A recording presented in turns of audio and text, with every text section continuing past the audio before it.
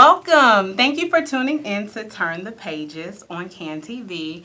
I am your host, Jordan Rivers, and today I have my special guest, John Rodgers, here. I just want to first say thank you so much for the callers that we have actually calling in.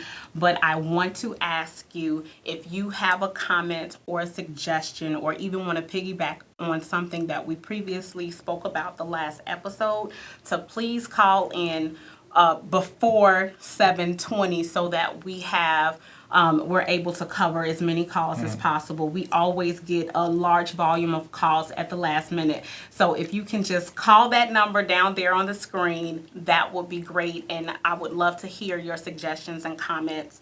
And then I'm going to go straight into our website information. So if you look at the screen, let me back it up some. Okay.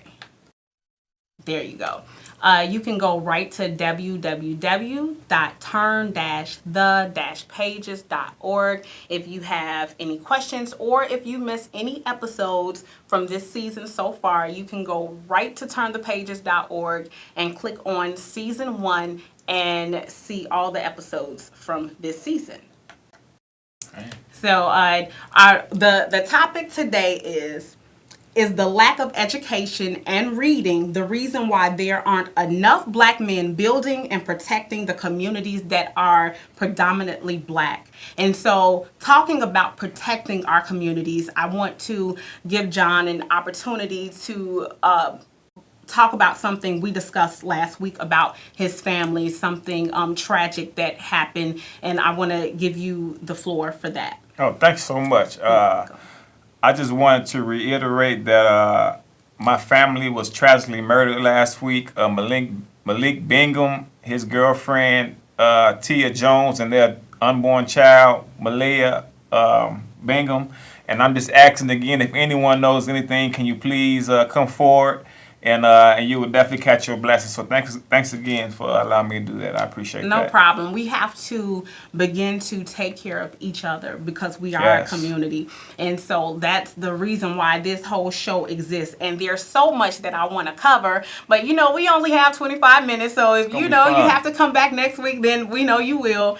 I just want to start talking about the question. So when we talk about, are there enough men protecting and building our community? I am not saying that there are none. We have a lot of great men out here, but they can only do so much, and there are power in numbers. And when you have millions of people willing to stand up, start businesses, and help each other in our community, then you build a better community and a better future for our daughters and sons and just everyone in general. And so when you talk about men and what they actually have to face, just from childhood to adulthood, and we want more support from men to protect and build, we have to talk about where it comes from, where the problems stem from. And unfortunately, that is in the school system when it comes to education and funding. And so there's an article from Black Men in America written by Matthew Lynch, and he talks about 4 troubling truths about black boys and the U.S. educational system. The first one is black boys are more likely to be placed in special education classes. And so I'm not sure if anyone is aware on special education, but there are different kind of classes, I believe, where they're classified differently based on a reading level or just a learning disability or something that they feel was a learning disability. And I can actually speak on that because when I was in first grade, I was placed in a learning disability program because I learned differently than everyone else. So and I'm sitting right here as an executive director of a nonprofit, which it doesn't mean that anything was wrong with me mentally or academically. I just learned differently from a lot of the other kids, and there's nothing wrong with that. No child learns the same as everyone else. We're all different, and there are teachers who actually know that there are different learners in a classroom. And so when you talk about special education classes, they know that kids learn differently. But what helped me is by actually reading more. And I read things that I was interested in. So when we talk about testing, and if you don't test well, maybe it should be something interesting on the test. If we're going to read stories and our comprehension be tested, it should be stories that children are actually interested in. And not just something that's thrown together to see if a child will memorize something and jot down or circle in A, B, or C. Yeah, or regurgitate things. Basically, I definitely agree with you. Like you're saying, I talk to a lot of teachers, and they always tell me how they this thing so many tests, and I agree. Reading is so powerful and empowering. That's why during slavery, they made sure that they minimize what you read, because reading to me opens up your imagination. It takes you places, that you never have been until you really read someone else, experience doing it. So absolutely, it gives you that insight. Well, hold on, we have a caller. Hello, thank you for tuning in to Turn the Pages. Do you have a suggestion or comment? Well, no, yes. I just kind of wanted to piggyback off of the example that you were giving of yourself. I too had that similar type of experience. I'm 62, and back during the day when I was a CPS student, they were able to take me and give me a different way of learning, by copying and that kind of thing, But these days, they seem to have so much politics mixed in with the I guess teaching process until there's no room for learning. So true. Yes. Inclusion than there is for inclusion. So we get I guess kind of right the ship and get people back into their own way of going ahead. If they don't do anything but show up, that was more than 50% of the task, Right. Yeah. Thank you so much. Thank you for calling in, and I hope that you'll tune in next week as well. So back to Matthew Lynch's second troubling truth about black boys and the U.S. educational system. He says black boys are more likely to attend schools without the adequate resources to educate them.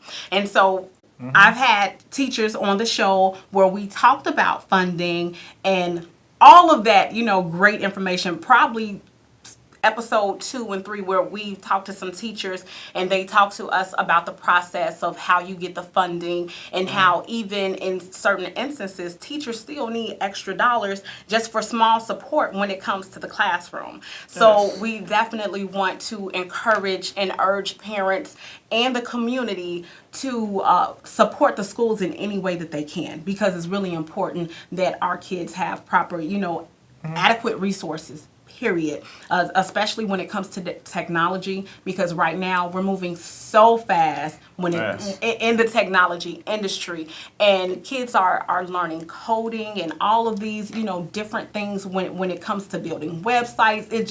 It grows by the second almost, and so having those adequate resources in technology, especially in the schools, will help our children be able to get ahead in the community because they would already have that experience. Yeah, and that's why I totally agree with you, because a lot of the narrative that comes to our community is that we have a hard time learning, but anybody can go to a north side school and go to a south side school and see the total difference of what's going on here, and then it can also add to the argument of where this violence is coming from, because if these children on the south side are getting used outdated books, they're getting a very limited perception of what the world really is. Yes. And then we have problems learning because we don't have the adequate resources. How can we learn something correctly if we're not giving the proper resources to learn it with in the first place? Yeah. So that's, one.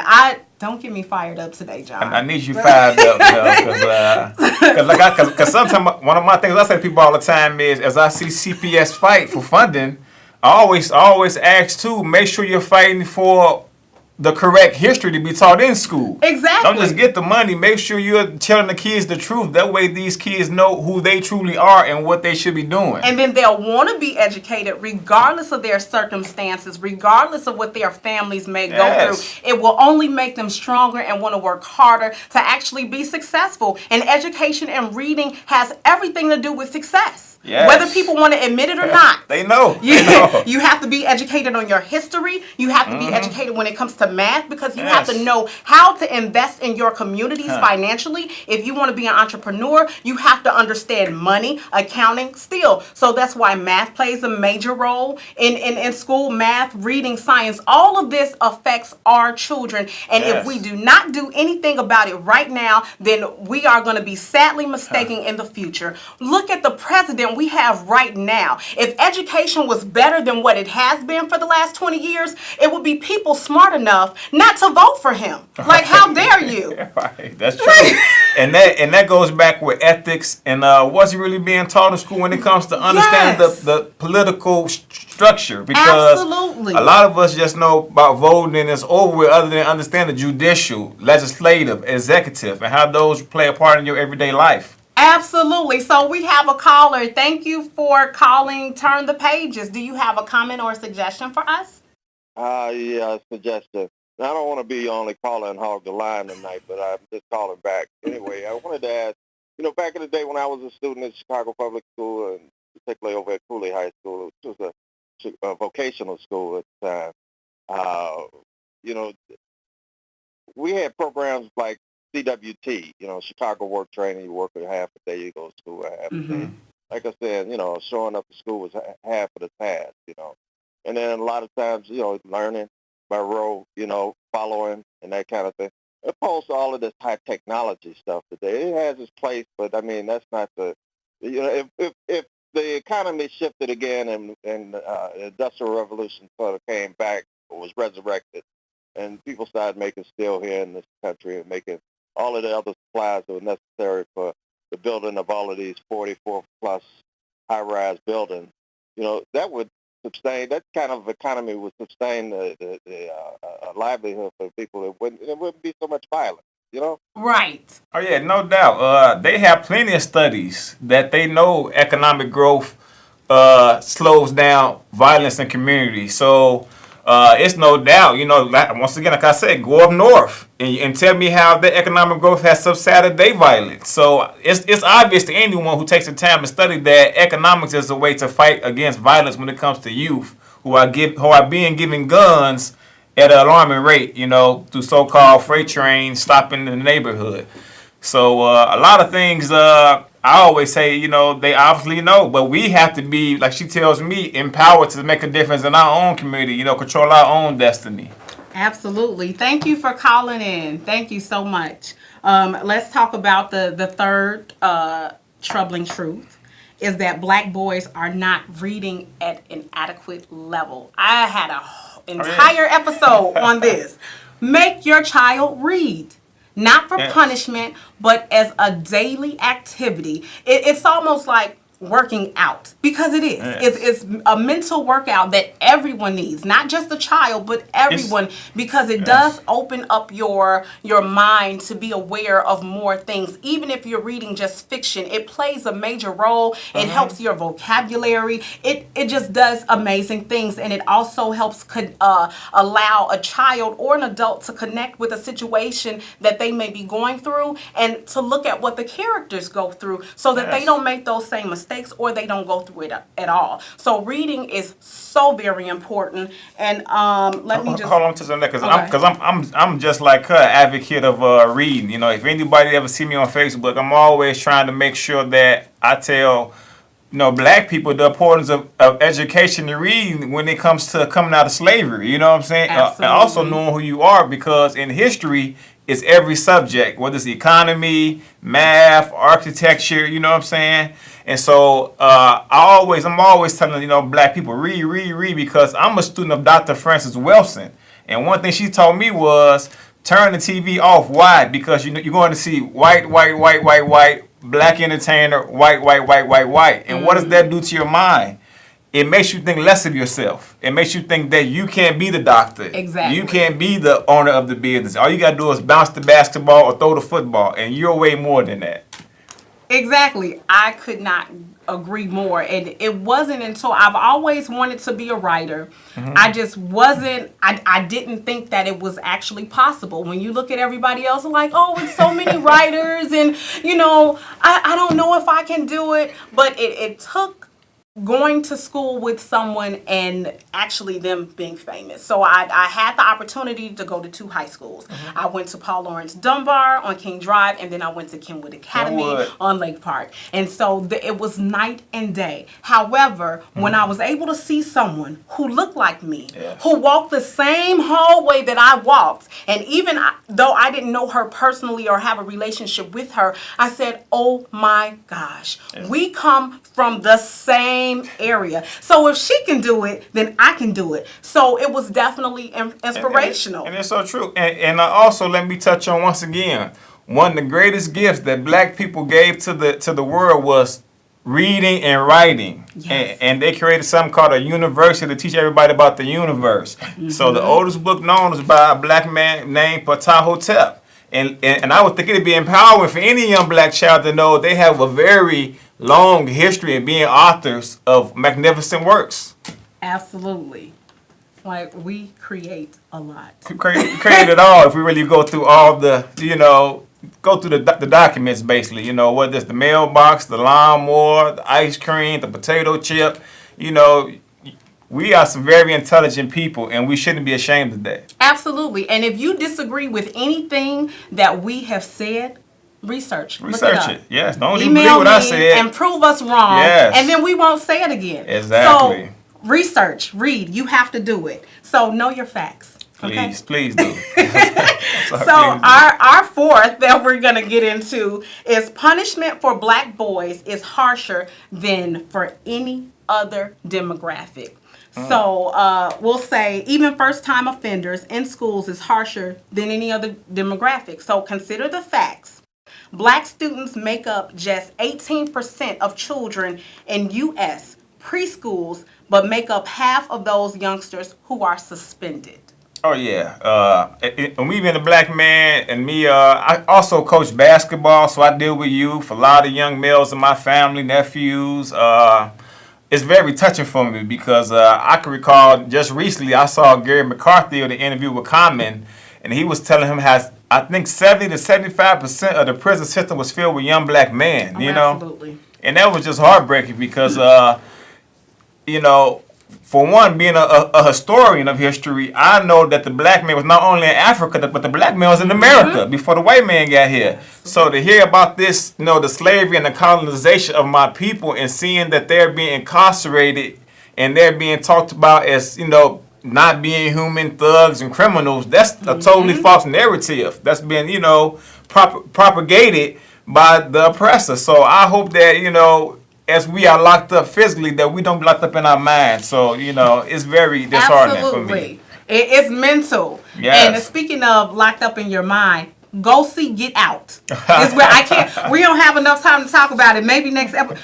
Next episode, but go see Get Out. It definitely hits on that mental that you need to understand. And so if you don't like the movie, I'm going to just tell you right now, then that means that you are not woke, that you do not know who you are and where you come from at all, okay? So go see Get Out. And I also say, I just saw James Baldwin, I'm Not Your Negro. I thought that was very powerful, too. I think you guys check that out, too. Yes, I have to go see that. So that's the second one. I just had a girlfriend who said that she saw it, and I'm like, yes, I have to go see it. Yes. But I raised an eyebrow because I noticed it did not get a lot of advertising. Exactly. So that's another issue when it comes to us, and when we have something important we need to Exactly. say, then all of a sudden we can't get any funding for it, and we can't educate our people. So that's a whole nother topic. Exactly. But I want to really quickly, go into when we talk about suspension, we have to talk about how that can lead to jail,